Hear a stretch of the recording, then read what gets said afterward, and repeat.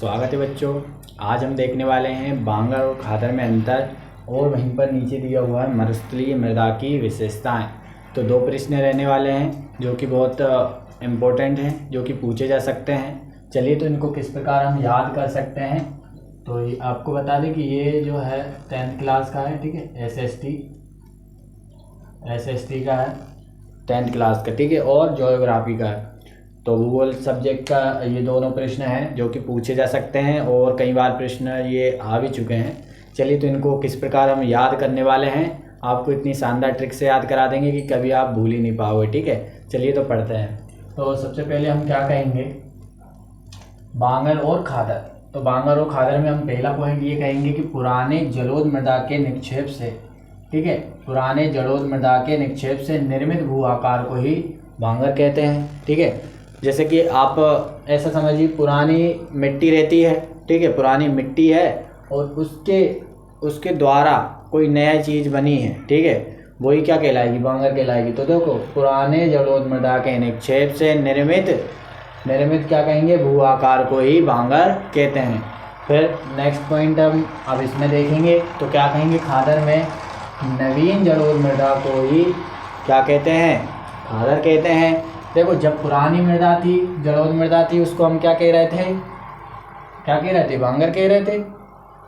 वहीं पर नवीन मतलब नवीन जलोढ़ मृदा को हम क्या कह देंगे, खादर कह देंगे। फिर से सुनिए, पुराने जलोढ़ मृदा के निक्षेप से निर्मित भू आकार को हम बांगर कहते हैं और नवीन जलोढ़ मृदा द्वारा निर्माण इसको हम क्या कहेंगे, खादर कहेंगे।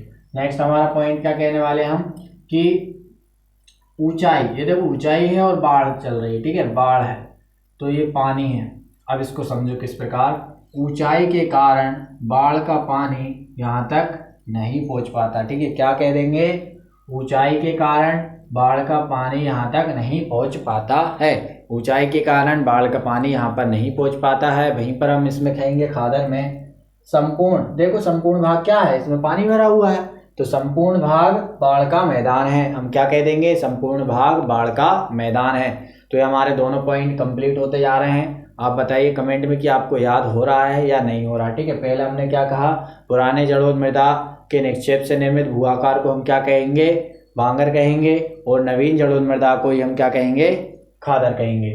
उसके बाद हमने देखा ऊंचाई के कारण यहाँ पर बाढ़ का जल नहीं पहुँच पाता है और संपूर्ण भाग बाढ़ का मैदान होता है। नेक्स्ट हम देखने वाले हैं थर्ड पॉइंट, इसमें चूना के ये क्या दिख रहे हैं, कंकड़ दिख रहे हैं, छोटे छोटे कंकड़ होते हैं ना, इस प्रकार से। तो हम कहेंगे इसमें चूना के कंकड़ों की बहुलता होती है, मतलब चूना के जो छोटे छोटे जो कंकड़ हैं वो पाए जाते हैं, इसलिए इसमें बहुलता मतलब अधिकता होती है। तो हम कहेंगे इसमें चूना के कंकड़ों की बहुलता होती है, इसलिए ये कम उपजाऊ है। क्या कह देंगे, इसमें चूना के कंकड़ों की बहुलता होती है और इसलिए ये उपजाऊ कम होती है। इसमें कह देंगे जलोढ़ मृदा के कारण ये क्या है, उपजाऊ है। भाई जलोढ़ मृदा के कारण क्या है, ये मिट्टी उपजाऊ है। तो खादर में हम कह देंगे जलोढ़ मृदा के कारण ये मृदा उपजाऊ है। फिर हमारा ये पॉइंट हम कहेंगे इसका विस्तार, क्या कहेंगे, इसका विस्तार पंजाब उत्तर प्रदेश में अधिक देखने को मिलता है। इसका विस्तार पंजाब उत्तर प्रदेश में अधिक होता है।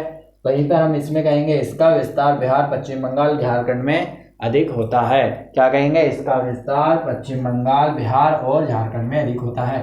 चारों पॉइंट हो चुके हैं, लगभग सभी को याद हो चुके होंगे आधे से। अगर इनको आप बार बार और अपनी नोट्स में लिख लीजिए और इनको बार बार देखेंगे तो वैसे याद हो जाएंगे, ठीक है। नेक्स्ट हमारा लास्ट प्रश्न देखने वाले हैं, कोई 4 विशेषता पूछी जाती है मरुस्थलीय मृदा की। तो मरुस्थलीय मृदा की क्या कहेंगे हम, ये मृदाएं रेतली और लवणीय होती है। भाई मरुस्थल देखा है, रेत होती है तो सिंपल कह देंगे, और लवणीय होती है, ठीक है। तो हम क्या कहेंगे, मरुस्थलीय मृदाएं रेतली तथा लवणीय होती है। फिर हम क्या कहेंगे, इसमें खनिज नमक की अधिक मात्रा होती है।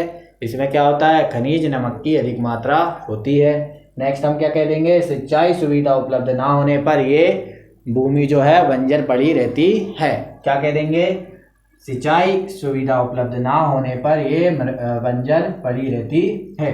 इसके बाद लास्ट पॉइंट हमारा रहने वाला, इस मिट्टी में गेहूं, गन्ना, कपास, ज्वार, बाजरा, सब्जियां आदि पैदा की जाती है।